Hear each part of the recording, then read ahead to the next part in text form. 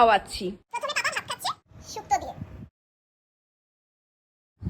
শুক্তোটা দারুণ।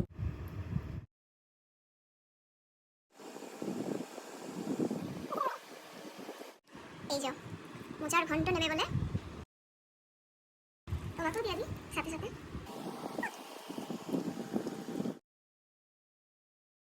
কি আর কি দিতে হবে না? একটুখানি খাও। দেবো মাছটা?